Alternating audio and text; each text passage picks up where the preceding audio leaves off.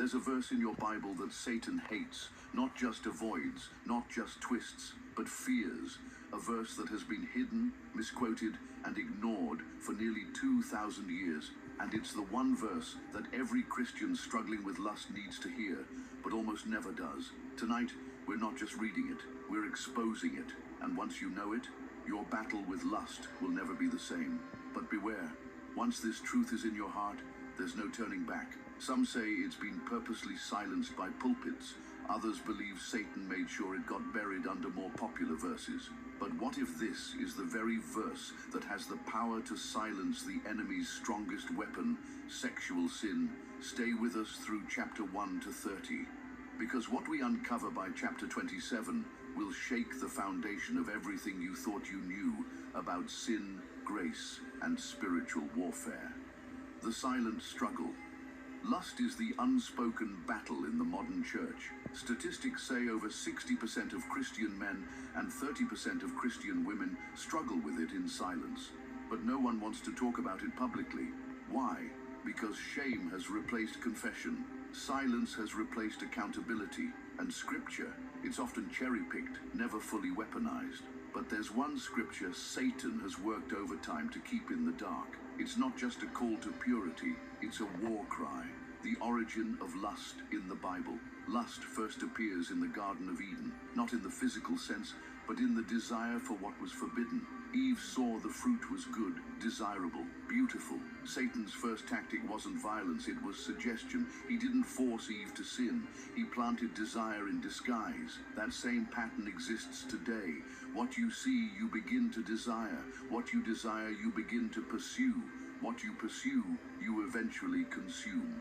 Why this verse was hidden? Most Christians know Matthew 5:28. Whoever looks at a woman to lust for her has already committed adultery with her in his heart. Yes, it's powerful. Yes, it's convicting. But it's not the verse we're talking about. The verse that Satan hates most? It's even more radical, even more powerful. And it doesn't just expose the sin, it weaponizes the spirit against it. Open your Bibles, but not yet. We're not ready to reveal it, because first, you need to understand the battlefield, the spiritual dimension of lust. What if lust isn't just a struggle? What if it's a spiritual parasite?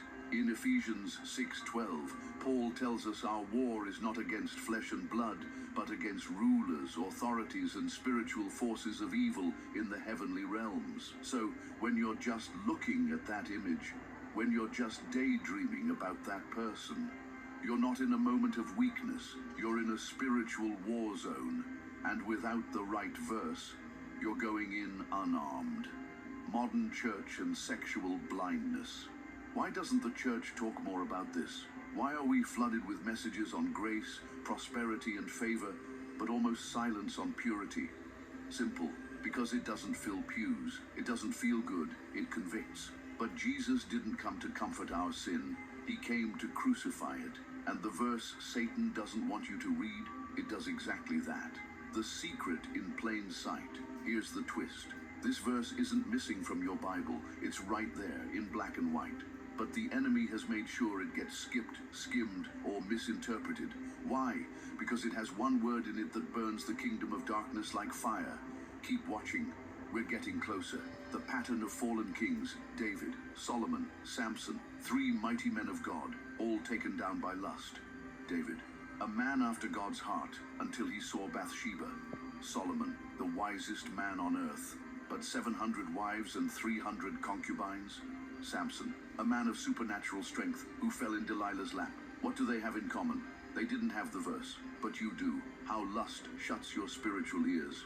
Lust isn't just sin, it's spiritual deafness. You can't hear God clearly when lust is loud. The enemy knows this. So he amplifies your cravings and mutes your convictions. This is why you feel distant when you fall, and why that one verse is the key to restoring clarity. Fast forward to Romans. Romans holds some of the most profound revelations of Christian living, and tucked deep inside is the verse Satan fears. Not Romans 1, where Paul condemns sin. Not Romans 3, where Paul talks about grace. It's somewhere else. Still with me? Good. We're only one chapter away from revealing it. But first, the mind-body battle. Paul said, I do not understand what I do. For what I want to do I do not do, but what I hate I do. Romans 7:15. Sound familiar? Lust makes you betray your own conscience. But Paul wasn't hopeless. Because just one chapter later, he unleashes the spiritual nuke. Yes, that verse. The verse revealed Romans 8:13.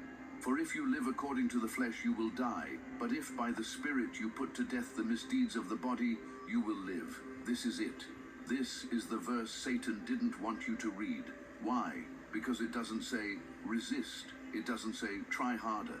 It says put it to death, and not by willpower, by the Spirit. Putting sin to death. What it means, this isn't poetic. It's warfare. You don't manage lust. You kill it. How?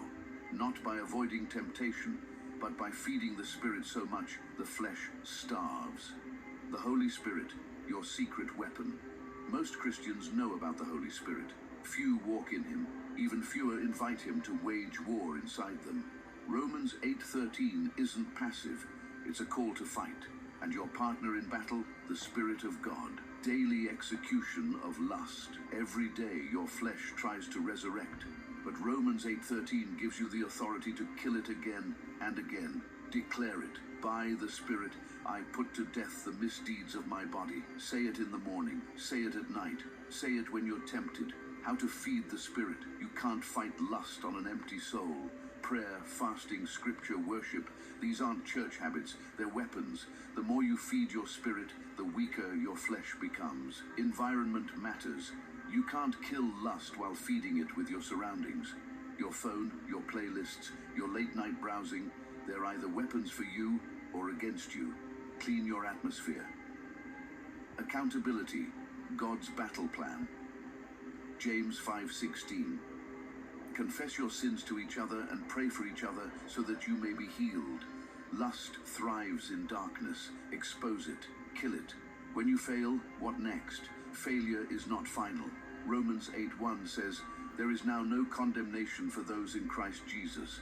Conviction leads to repentance. Condemnation leads to hiding. Choose light. Holy habits of purity. Replace triggers with truth. Build rhythms of prayer. Memorize Romans 8:13. Speak it aloud. Let it live in your bloodstream. Living above lust. Is it possible? Yes, not by perfection, but by possession. Being fully possessed by the Holy Spirit. Where he rules, lust retreats. Spiritual discipline versus legalism. You're not earning salvation. You're enforcing victory. Discipline is worship. Satan's strategy. Exposed lust isn't the end game. Distance from God is. He uses lust to create shame. Shame leads to silence. Silence breaks your connection to the Father. But the verse, it reconnects you to life. The power of fasting against lust. Fasting humbles the flesh. It quiets the noise. It makes space for the Spirit to speak louder. Inviting God into desire. Desire is not the enemy. Unsubmitted desire is. Say, God, purify my desires. Desire can drive you or destroy you. When temptation comes, it will come. But now, you are armed. Speak Romans 8:13. Pray in the Spirit. Remember, you're not alone. Testimonies of freedom. Stories of those who were once addicted, now walking in purity. Why? Not because they tried harder, but because they relied on the Spirit. Romans 8:13 wasn't a verse, it was their sword. The secret word in the verse. Remember the word that burns Satan. It's death, not physical, but the death of sin's power. Romans 8:13 is spiritual execution. That's why Satan wants it silenced, teaching the next generation